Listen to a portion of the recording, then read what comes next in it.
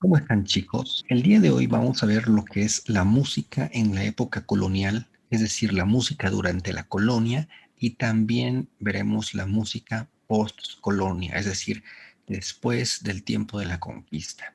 Primero vamos a empezar preguntándonos qué se entiende por música colonial. Un autor llamado Bernardo Illari dice que debe llamarse música colonial a toda aquella existente durante la dominación hispánica. Es decir, música colonial sería toda la música que se compuso, tocó y oyó durante los 3 siglos y más de dominación española que vivieron los países americanos, sin hacer distinciones entre música de negros, de indígenas o de españoles, y procurando contemplar a todos los estratos sociales. Música colonial es la música escrita que transitó por todas las colonias durante los siglos XVI, XVII y parte del XVIII. La música colonial tuvo dos momentos. Por un lado, durante los siglos XVI y principios del siglo XVIII, se mantuvo una homogeneidad asociadas a las formas polifónicas españolas. Y en segundo lugar, durante el siglo XVIII, con las reformas borbónicas, va a existir un cambio que se asocia a la estética italiana. Este cambio político, social y cultural, estético, musical e instrumental está ligado al cambio de gobierno de los Habsburgo por el de los Borbones. Esto va a traer consigo la entrada a las colonias españolas de la música italiana y la ópera. Es decir, al principio del periodo colonial se va a tener una influencia española, pero más adelante va a haber una influencia italiana. A la música colonial también se le llama música virreinal. Se refiere a la música que se hace en los virreinatos desde México hasta la Argentina, en las catedrales, conventos, iglesias, templos, cortes, salones, misiones. Para dentro de la música colonial, los investigadores hacen subdivisiones: música religiosa colonial, música catedralicia, conventual, misional, música popular colonial, música indígena colonial, música mestiza colonial. Y dentro de la música religiosa colonial se hace una distinción entre la música catedralicia en las catedrales y la música misional, ¿no?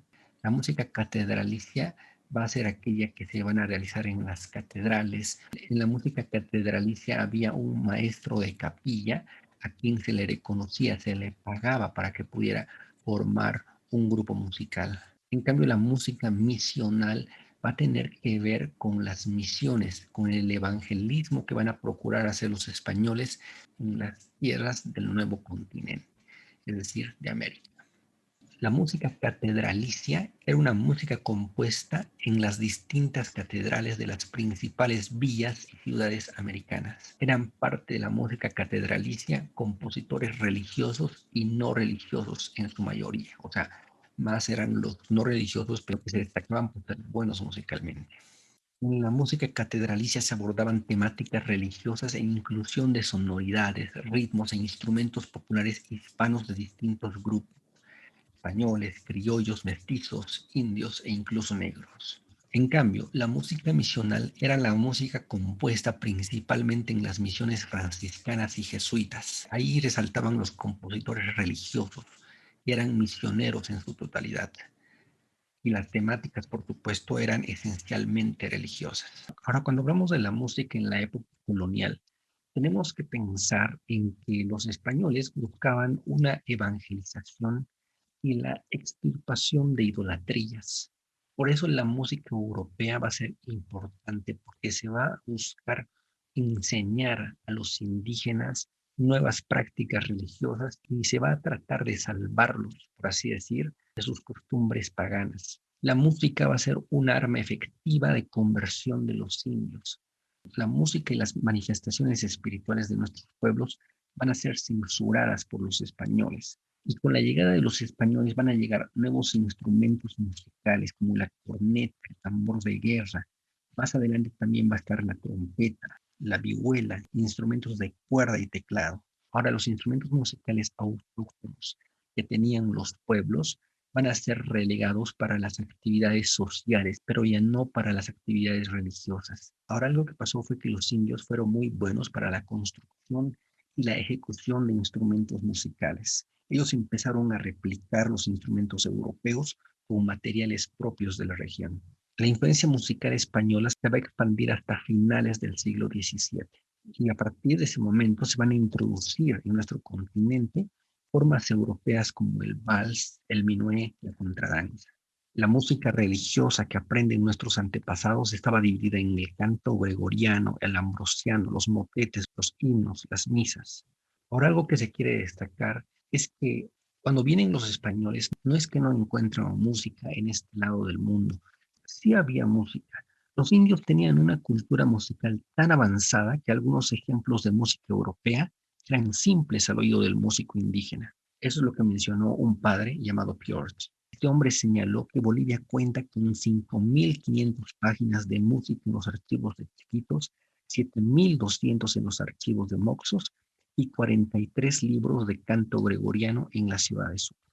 Es decir, en este lado del mundo ya había música. Ahora vamos a hablar de la música de la postcolonia. Es decir, las regiones van a declarar su independencia. En 1825, como saben ustedes, se declara la independencia de Bolivia. Es decir, se busca una independencia de la corona española y va a empezar a surgir las manifestaciones musicales de los mestizos, reflejados en danzas callejeras como la de los morenos, que eran bailadas en las calles. Los instrumentos que se interpretaban eran las arpas, las quenas, el cornetín, bombos y charangos. Los mestizos tocaban cuecas, huaynos y bailecitos. Lo difundían en salones y fiestas de la aristocracia. Aunque hay que resaltar que la cueca, el huayno y el bailecito se bailaban indistintamente en reuniones de mestizos, pero también de criollos. Tengamos en cuenta que un mestizo es el hijo resultante de la unión de un español con un indígena. Los criollos, en cambio, son los hijos de los españoles nacidos en América. Algo que se destaca de la época postcolonia es el bilingüismo, es decir, se va a empezar a usar el aymara, el quechua en la letra de las canciones. Ahora en el siglo XIX se va a popularizar el uso de los instrumentos de metal. Y aquí es donde van a surgir las bandas militares que van a tocar tanto en las fiestas cívicas como en las religiosas. La producción de la música militar del siglo XIX fue abundante en comparación con la de otros géneros de música escrita como la de cámara, la dramática o la religiosa. Ahora lo que tenemos en la música actual de Bolivia es el resultado de un sincretismo cultural, es decir, de una mezcla que se ha dado a lo largo de los siglos, una combinación de lo que se tenía en Europa con lo que se tenía aquí. Bueno, se puede hablar mucho más acerca de estos temas, de la música colonial como de la música postcolonial, pero por el momento vamos a quedar aquí.